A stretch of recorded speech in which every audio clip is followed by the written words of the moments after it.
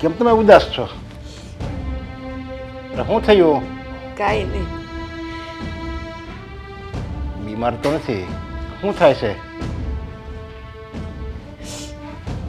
બેટા માણાને છે ને કોઈ ન હોય ને, હાવ એકલવાયું જીવન હોય તો એને ન ગમે, એકલું એકલું લાગે. પણ મારા નસીબ તો જો, ભર્યું ઘર છે, 2 દીકરા 2 વહુ, એના દીકરા, અને છતાંય હું એકલી પડી ગઈ છું. મને એમ લાગે કે હવે તો ભગવાનનું તેડું આવે ને તો હું વહી જાઉં. સાચું કહું, તારા બાપુ ગયા ને એને 10 વર્ષ થયા, પણ તો કોઈ દી મને એવું ન લાગ્યું કે હું એકલી છું ને મારે વયું જવું જોઈએ. પણ ખબર નહીં કેમ હમણાં તો મને એવું થાય છે કે ધરતી જગા આપે ને તો હું આમાં હમાઈ જાઉં. અરે એવું હું કામ બોલો છો બા તમે?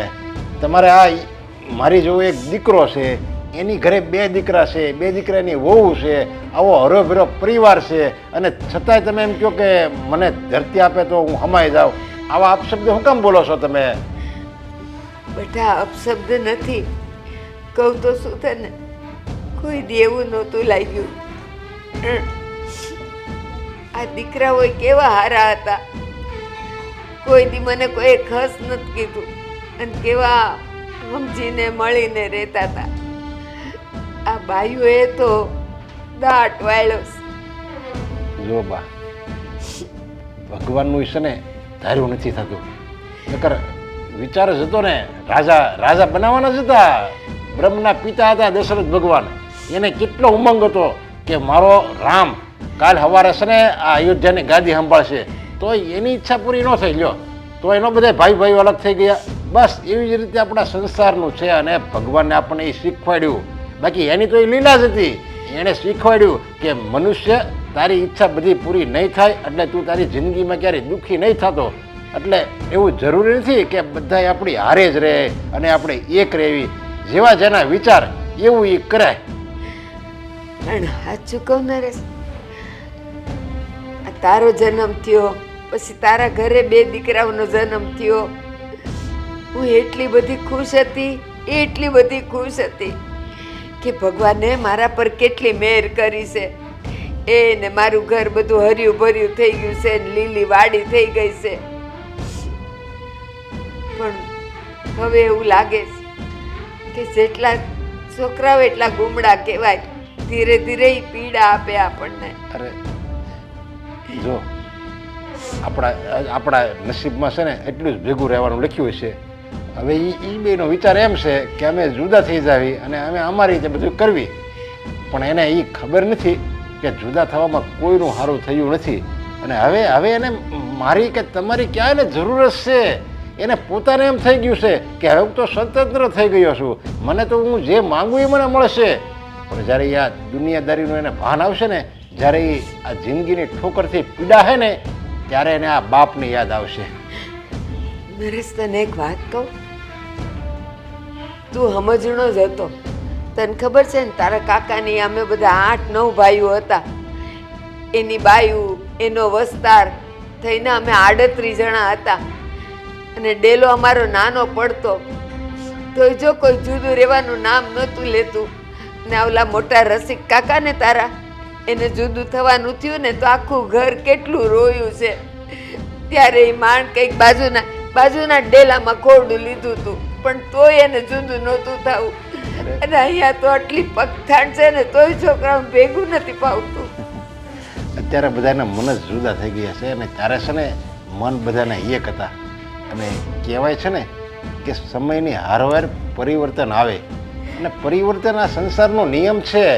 જો પરિવર્તન ન આવે ને તો સંસાર આખો અટકી જાય, જિંદગી અટકી જાય. એટલે પરિવર્તન તો આવવાનું જ છે. આપણે બધા ભેગા રહેતા, આપણા દીકરા હવે આપણાથી જુદા થવા માગે છે, અને હવે એના દીકરા થાય એ કોને ખબર શું કરશે. એટલે આ બધું આપણે સહન કરવાનું છે. હવે તો પરિવર્તન એ સંસારનો નિયમ છે. એ આપણા જમાનામાં નહોતું, હતો જ ને, તો એ કોઈ દી કોઈ નોખા ન થયા ને. ઈસો છે ને આ બધું નસીબમાં હોય ને એમ જ થાય, સમજ્યા? પરિવર્તન તો આવવાનું છે, એટલે શું પરિણામ આવે એ આપણે ભોગવવા તૈયાર રહેવાનું છે. આવી રીતે આપણે રોવાનું, ઉદાસ બેહવાનું એવું નથી કરવાનું. અને તમે છે ને હવે આવી રીતે રોવામાં બધા હારાવાના થઈ જાય. જો તમે આવી રીતે ઉદાસ રહો ને તો હવે તમારી ઉંમર થઈ ગઈ છે અને બીમાર પડી જાઓ પાછા. એટલે હવે છે ને તમે આવી રીતે રોવામાં હું છું ને તમારી યારે, અને બધું કાલ સવારે સારું થઈ જાય, સમજ્યા? ચિંતા નહીં કરો.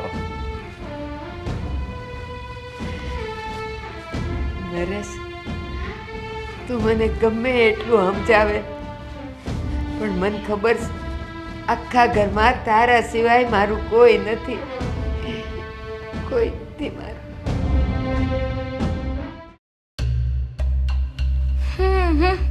તમે છે ને બસ આમ નામ માથે હાથ દઈને બેઠા રહેજો, એટલે આપણા હાથમાં કોઈ દિવસ કાંઈ આવશે જ નહીં.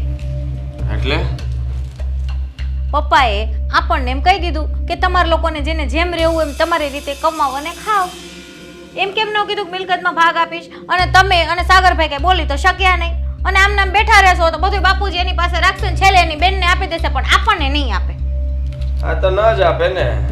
આપણે પપ્પા સાથે બહુ સારી રીતે રહ્યા, એમની સાથે સારું વર્તન કર્યું, આપણે એમને બહુ પ્રેમ આપ્યો, એટલે પપ્પાએ કહ્યું કે તમે લોકો નીકળો અને તમને લોકોને કંઈ નહીં મળે.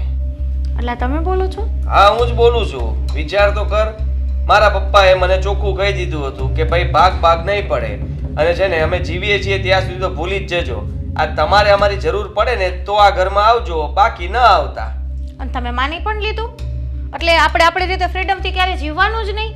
પપ્પા ને મમ્મી કહે એમ જ નાચવાનું, એટલે હું આ ઘરમાં આવી હતી.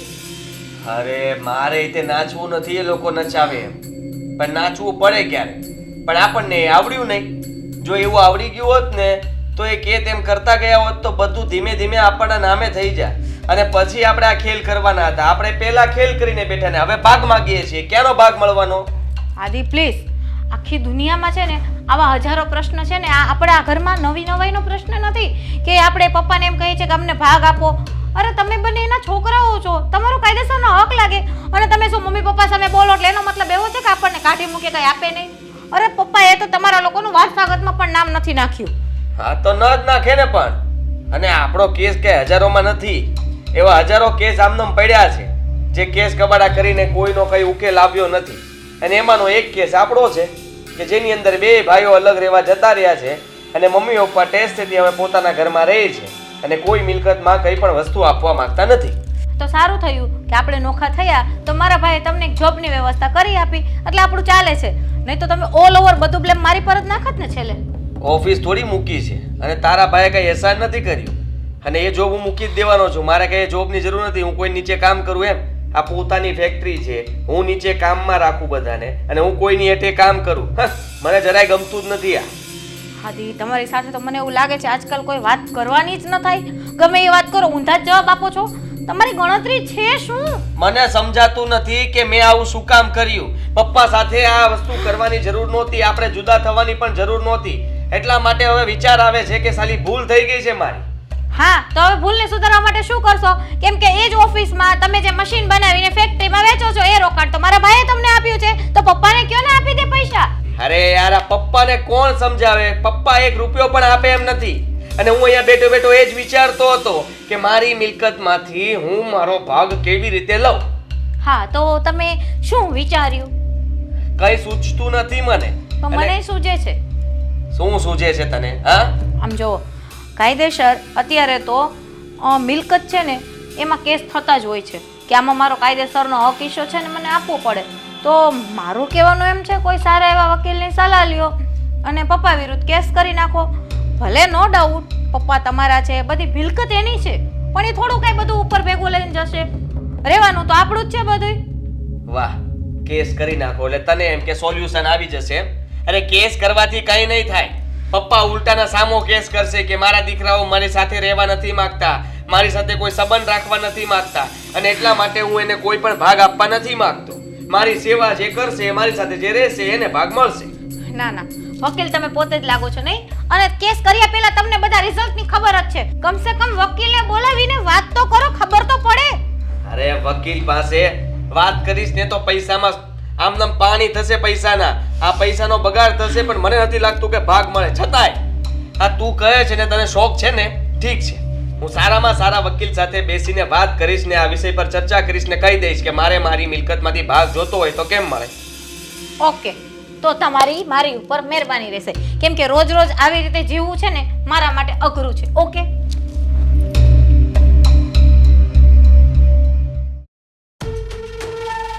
સાગર, સાગર, સાગર! અરે પણ શું છે? તમારી એક પાસે ફોન હોય એમ કેમ કર્યા કરો તમે? હવે આખો દિવસ કામ કરતા હોય અને ફોન હાથમાં જ ના લીધો હોય તો ઘડીક ફોન જોતો હતો કે કોના મેસેજ આવ્યા છે અને શું છે બધું. ક્યારેક તો મારી સાથે બેસીને ટાઈમ સ્પેન્ડ કરતા હોય. જ્યારથી અલગ થયા ને ત્યારથી તમારો જીવન સાથી છે ને તમારો મોબાઈલ થઈ ગયો છે. એવું નથી. હું આને તોડી નાખું? ના ના, હવે એને મફત નથી આવતો, મોંઘા ભાવનો ફોન છે, એમ કઈ તોડાતો હશે મૂકી જાય અહીંયા. હું નહીં લઉં, બસ હું તારી સાથે વાત કરું છું. પણ મીરા, વાત જાણે એમ છે કે આ જ્યારથી બધું કામ મેં એકલાએ સંભાળ્યું છે ને ત્યારથી મારા ઉપર કામનો લોડ કેટલો આવી ગયો છે. ઓ માય ગોડ, દુબળા પડી ગયા છો, છુઠ્ઠાઓ. આખો દિવસ ફોનમાં પડ્યા રહો છો ત્યારે કામ યાદ નથી આવતું? અરે ક્યાં આખો દિવસ ફોનમાં પડ્યો રહું છું? આખો દિવસ તો ઓફિસે હોઉં છું, મારું કામ કરતો હોઉં છું, અને તું કહે છે કે ફોનમાં પડ્યા રહો છો. હા, સાચું કહું ને તો તને મારી કદર જ નથી. કદર તો તમને મારી નથી. તમને છોડો, તમારા ઘરમાં કોઈને મારી કદર નહોતી, એટલે જ તો આ દિવસ આવ્યા ને. જો આપણે સાથે રહેતા હતા ને તો ઘરના બધા જ કામ કરતી હતી. આખો દિવસ કચરા પોતા, વાસણ, કપડાં, રસોઈ, એટલું કામ કરતી હતી ને કે વાત ન પૂછો. અને હવે જ્યારે ઘરમાં કોઈ કામ નહીં કરે ને ત્યારે તમારા ઘરનાઓને ખબર પડશે કે તમારી મીરા શું હતી. હા, હવે એ તો છે જ. તારે એકલાનું ને એ તો મારા પર પણ લાગુ થતું હતું. હા, હું અને મોટા ભાઈ બંને હતા ને તો ઓફિસે જ્યારે પણ અમે બંને સાથે જઈએ ને એટલે મોટા ભાઈ છે ને હંમેશા શતકબારી ગોતતા, એના બધા જ કામ મારી પાસે કરાવી લેતા. અને પપ્પા સામે શું કે ખબર છે, આ કામ તો મેં કર્યું છે, આ સાગરને હું શીખવાડતો હતો એટલે મેં એને કામ સોંપ્યું છે. એમ ના કે મારે કરવું નહોતું એટલે મેં સાગરને આપ્યું છે. સાચી વાત છે. હવે છે ને એકલા છે, એને પણ કામ કરવું પડશે ને એટલે એને પણ ખબર પડશે. સાચી વાત છે. બરાબર કર્યું ને આપણે લોકોએ. એ લોકોને ભાન તો આવવું જ જોઈએ કે આપણે લોકો કેટલા કામઢા હતા, નહીં? હા, હવે એ તો છે જ ને. આપણા જેવું કામ કોઈ કરી જ ના શકે, અને એ પણ નિસ્વાર્થ ભાવે. આપણને કઈ આશા હોય એની પાસેથી? ના રે, સેજે નહીં. ના જમીનની, ના મિલકતની, ના ઘરેણાની, કઈ જ નહીં. નહીં એવું ના હોય. હવે એ તો આશા હોય છે ને, આપણે ભાગ જોઈએ છે, ખબર છે ને, પપ્પા પાસે ભાગ જોઈએ છે ને આપણે મિલકતમાં. જોઈએ જ તે ને. ભાગ ન જોતો હોય? હું જેટલી ભોળી દેખાવ છું એટલી છું નહીં. હા, જો મને ભાગ નહીં આપે ને તો બધાનો વારો પાડી દઈશ. પહેલા તમારો. અરે પણ મારો શું કામ યાર? હું તારો સાથ આપું છું એટલે મારો વારો પાડવાનો? નહીં, તમે કોઈ દિવસ કઈ બોલ્યા નથી ને એટલે. તમારી પત્ની કેટલી સારી મળી હતી તમને, તો તમે મારી વાત ક્યારેય ન સાંભળી. હું તમને સમજાવીને થાકી ગઈ કે ભાગ લઈ લો, ભાગ લઈ લો, ભાગ લઈ લો, તો તમે તો પડીકામાં જ રહ્યા. હવે શું કામ ચિંતા કરે છે? આ પપ્પા છે ને એ ખરીયું પાન છે, એ જશે પછી મિલકતનો ભાગ અમારામાં જ થવાનો છે. અડધો ભાઈ લઈ જશે ને અડધો તો મારા ભાગમાં આવવાનો જ છે ને. હા, આવવાનો જ છે. આમ કરીને બેઠા રહો તમે. આવી રહ્યો ભાગ. ભાગ માટે લડાઈ કરવી પડે. તમને ખબર છે અત્યારના સમયમાં ભાઈ છે ને જમીન માટે લડાઈ કરતા હોય, એકબીજાના મર્ડર કરી નાખે. અરે પણ બંને ભાઈઓ ખુશ છીએ એકબીજાને ભાગ આપવા માટે, તો એમાં લડાઈ કરવાની ક્યાં જરૂર આવી? હું તો તમને સામાજિક વાત કરતી હતી. આને કહેવાય સામાજિક વિજ્ઞાન. તમને દુનિયાની વાત સમજાવું છું. તમે તો બંને ભાઈઓ સારા જ છો, બને છે પણ તમારે બંનેને બહુ. આ તો કાજલ ભાભી વાયડા છે, બાકી હું પણ કેટલી ડાય છું ને સાગર, ખબર છે ને તમને? બહુ ડાય. હા, ખડંગ ડાય કહેવાય ને. બહુ બહુ બહુ ડાય. હા, વખાણ કરે. હા, વખાણ કરીએ. તું ડાય છે, સમજદાર છે. તું મને મળીને ત્યારથી જ મારી પત્તરી, ના ના એટલે કે મારી જિંદગી સુધરી ગઈ છે. આ તમારા શબ્દો છે ને જઈ ક્યાં બીજે રહ્યા છે ને તમે વાળો છો બીજે. હવે મને કઈ કીધું છે તો મારા જેવી ભૂંડી કોઈ નહીં હોય. નગર પણ કોણ હતું? ચાલ મૂક. આ બધી વાતો કરવા માટે મારી પાસેથી ફોન લઈ લીધો હતો. હવે છોડ ને, એ બધું જતું રહ્યું ને. હવે તું અને હું બે જ છીએ, બીજું કોણ છે આ ઘરમાં? સાચી વાત છે તમારી. હવે તો આપણે બંને ના તમારે વધારે કામ કરવું પડે કે ના મારે. હું શું કહું છું, આ જોઉં ને, જો મારા હાથમાં છે ને અહીંયા 2 દિવસ પહેલા લાગી ગયું હતું, દેખાય છે? હા, દેખાય છે. હવે આઉચ! બહુ દુખે છે. બહુ દુખે છે. એટલું દુખે છે ને કે મારાથી કામ નથી થતું. હું તો ક્યારેક વિચાર કરતી હોય કે હે ઈશ્વર, મારા ઘરવાળાને મનોમન આ વાતની ખબર પડી જાય અને એક નોકરાણી લઈ આવે ને તો શાંતિ મારા જીવનમાં. જો મીરા, તારી વાત બધી સાચી હે, પણ નોકરાની વાત નહીં કરતી. કેમ? શું કામ લાગ્યું છે મને? દેખાય છે? હવે નાનું એવું છે, હા, માણસનો હાથ કપાઈ જાય તોય માણસ કામ કરતા હોય, અને તને એક નાનકડું એવું લાગ્યું છે. નહીં લઈ આવો. લઈ આવીશ ભાઈ, લઈ આવીશ. અત્યારે થોડોક ટાઈમ ખમી જા, મારો બિઝનેસ સેટ તો થઈ જવા દે. એકવાર સેટ થઈ જાય ને પછી આમ જો આલીશાન બંગલો લેવાનું છે ને નોકર ચાકર, આ તારે ને મારે તો આમ એકદમ ટેસ્ટથી બેસવાનું જ છે. સેટ કરો બિઝનેસ, ફટાફટ સેટ કરો એટલે કાલ નોકરાણી આવી જાય. કાલથી મારા બધા જ કામ બંધ. વાહ ભગવાન વાહ! સેટ કરો બિઝનેસ. એટલે કયા ચોકઠું થોડી બેસાડવાનું છે? સેટ કરો, સેટ કરો, વાર લાગે, સમય દેવો પડે, હા, યોગદાન દેવું પડે ત્યારે થાય. અરે તારે મારો સાથ આપવો પડશે ત્યારે બિઝનેસ સેટ થશે. કઈ વાંધો નહીં, પડી ગઈ ખબર મને કે તમે પણ છે ને બધા જેવા જ છો. જ્યારે હોય ત્યારે લડતી જ હોય, મારે તો કઈ શાંતિ જ નહીં.